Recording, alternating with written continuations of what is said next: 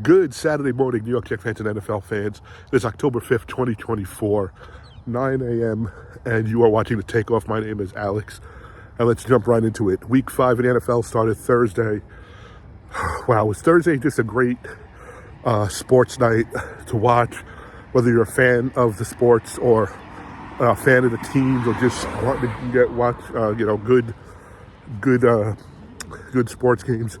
You had going on simultaneously the NL wild card with the Milwaukee Brewers and the New York Mets in a elimination game for both, and then you had Thursday night football with Atlanta hosting the Tampa Bay Buccaneers.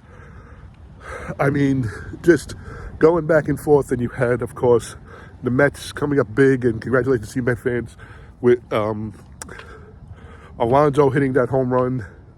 And, people say scripted, that's why I love good commentators. They set the stage, and, when Alonso steps up, it's runners on the corners, runners on first and third, and they're like, this could be his last at bat. Does he hit to that ending double play? Does he strike out looking? Does he pop up? Or does he drive in a run to get them close? No, he hits one, that barely makes it out of the park, but it gets out there and basically changes the whole structure of the game in the ninth inning. The Mets go on to win. And they move on to play Philly in the NLDS. Lindor posing the last two outs, stepping on second and firing to first.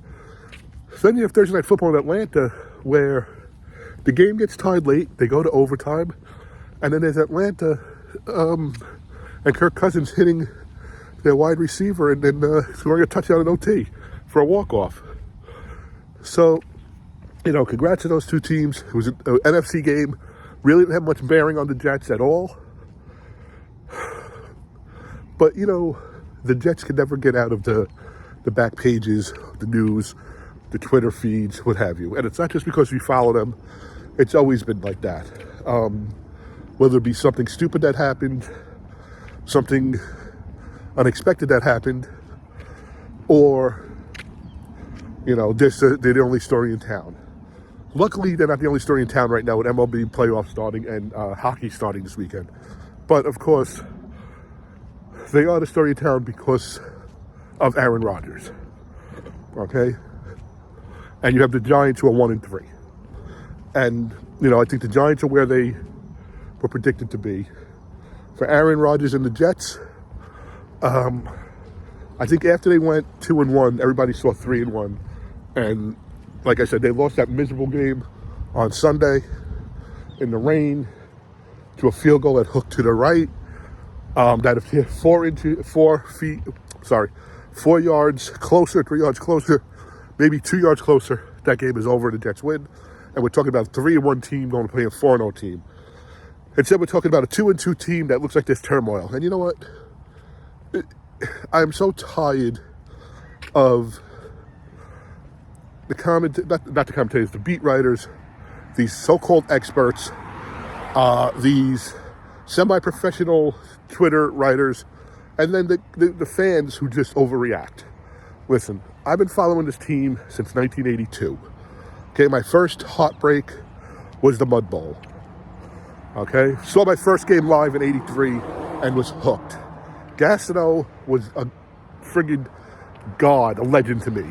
Okay, and I have followed this team through thick and thin, sitting in the rain, sitting in the windy friggin' mess of Giant Stadium, watching quarterback and coaches come and go. I don't try to overreact. I don't try to deviate and dissect everything. I try to see what I see and make a knowledgeable assessment. That could go for anything. You have your Hollywood turmoil with Diddy. You have this election coming up, and you have sports. So let's dive into it first of all. Jets are 2-2. Okay, and I said this in my video post game, my review. Not that I don't think Rodgers does not respect Saleh. I think Rodgers has a winning attitude and culture behind him, and he's coming into a culture here on the Jets where there is no winning attitude. Because let's face it, when you're not winning, and it's 13 seasons since you've been to the playoffs, you're going to have that mentality. Okay? And I pointed this out. The leadership skills on the field by Rodgers is inspiring. Okay? Something we haven't seen in years, 20, 25 years. But I think he needed to take a step more on Sunday. He needed to put his, I don't want to say demands, but his expertise into that play call.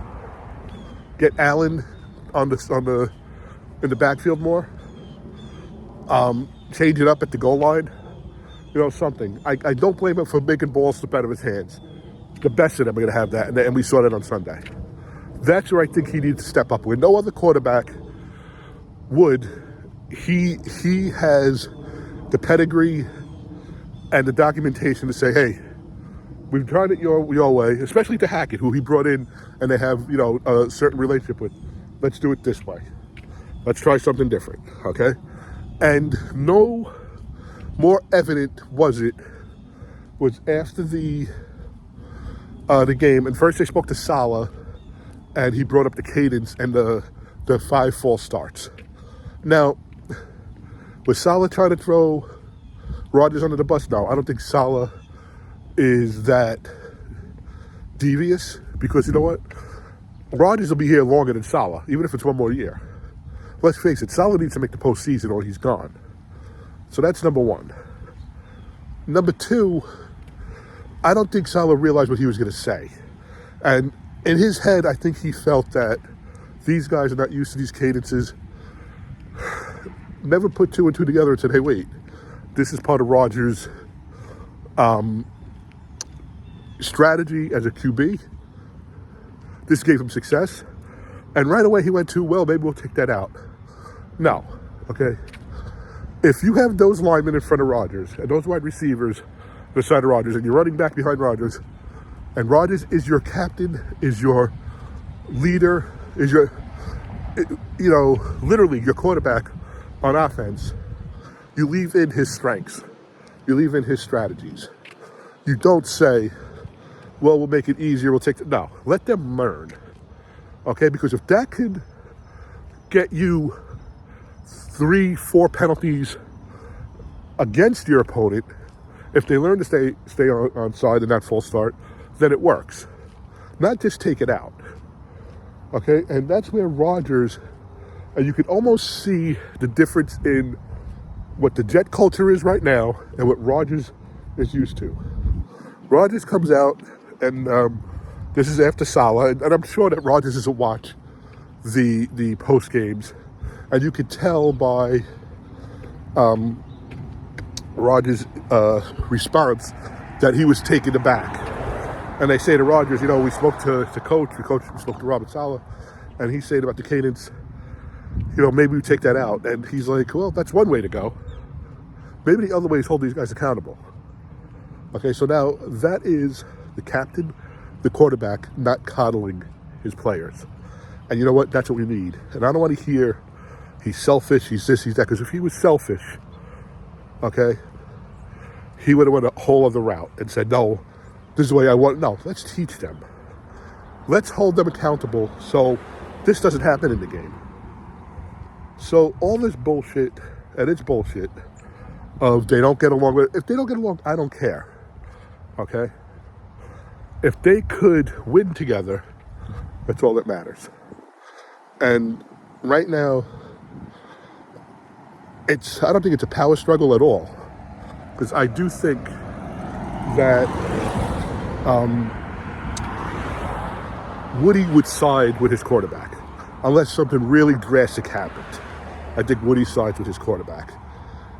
Because it would be easy to keep Rodgers here another year, maybe 2, and teach a young quarterback, than to keep Saleh here to try to blow it up and start it all over in 2 years. That's my thought. Now, you also have this Hassan Reddick situation that's going on. which to me is a done deal. I think at this point, good morning. It's so nice out here in Jersey.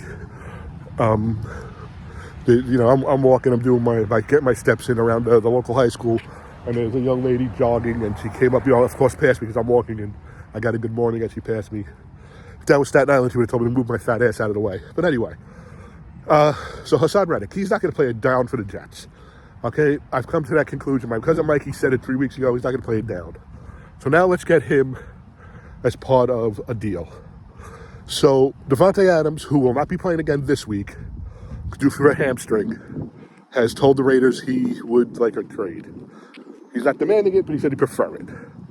Preferring to be traded and not playing is basically demanding it. So the Raiders made it known. There are a few teams that may throw their hat in the ring. Kansas City needs another wide receiver.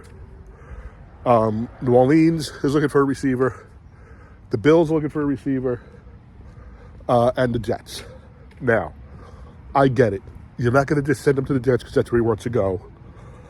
Can he refuse a trade? He might. But if you're the Raiders, you're going to try to get the most you can for this trade. Or at least get your player who's not playing off your roster. I said it Sunday at the game to the gentleman behind me. And when I asked, they said, when do you think Davante Adams will be a Jet? I said, Monday Night Football against the Bills, he'll be playing. I still believe that. I believe on Wednesday, he'll be signed as a Jet. That's my gut. That's not my...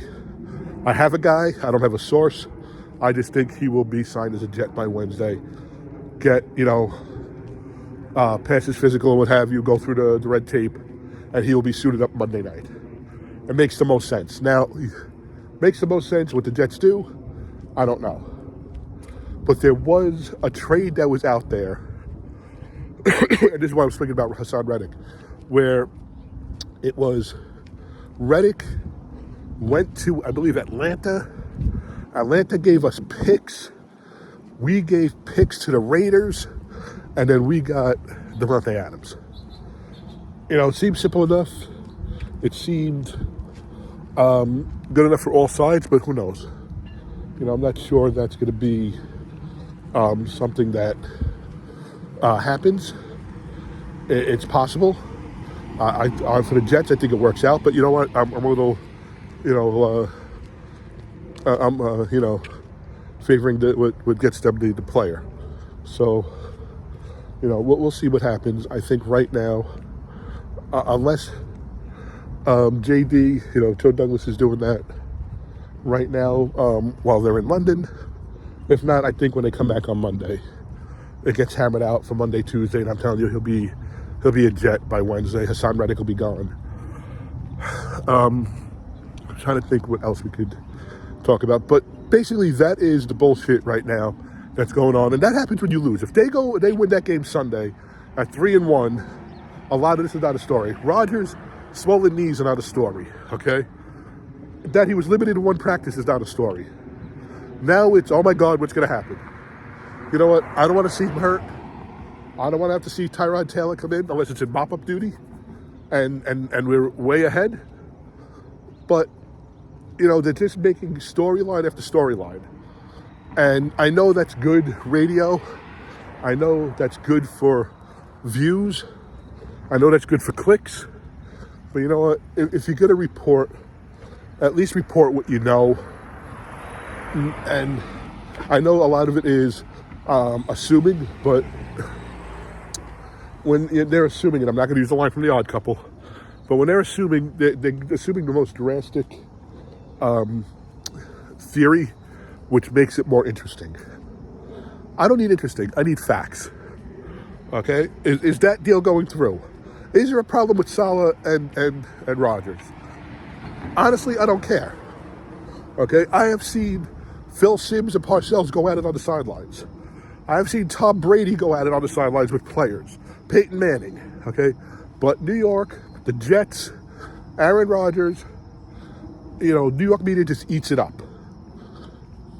So now, what happens when you go 2-2 and you have your quarterback revenge tour on the line week 2, Sam Darnold? going to London now. So you have the 4-0 Vikings. Sam Darnold, who I believe is leading the league in touchdown passes, okay, who I have to say showed his class on today, Saturday. I guess it was Thursday or Friday. I think it was Friday when they arrived in London. Sam was in a press conference and they asked him, about his success, now, and if the Jets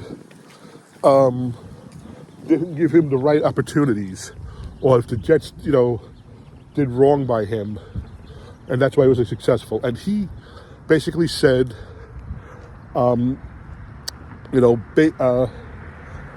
had a number of opportunities to show what I could do in New York, and I just couldn't do it. It didn't happen. Another question was, do you look at this as a revenge game against the Jets? And he answered again, quite honestly, it's been a long time since I've been in New York. I played for a few teams in between the Jets and Minnesota. Everybody forgets he went to Carolina. He was there for 2 years, couldn't do anything. But Carolina wasn't really a good team without McCarthy there. He doesn't win any games probably.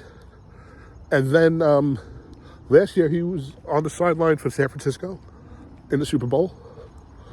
So he answered that, I thought, in the best, classiest way he could. I never held it against Sam. My thing with Sam was that he was never a leader, where the Jets needed a leader, and that was the quarterback position. He was very blunt. That soundbite on the sidelines on Monday Night Football and Thursday Night Football against the Patriots, I'm seeing ghosts. I don't know. It's just, everything just comes full circle back to the Jets. And here we are. This is a big game. If the Jets win that game last week, this game is all right.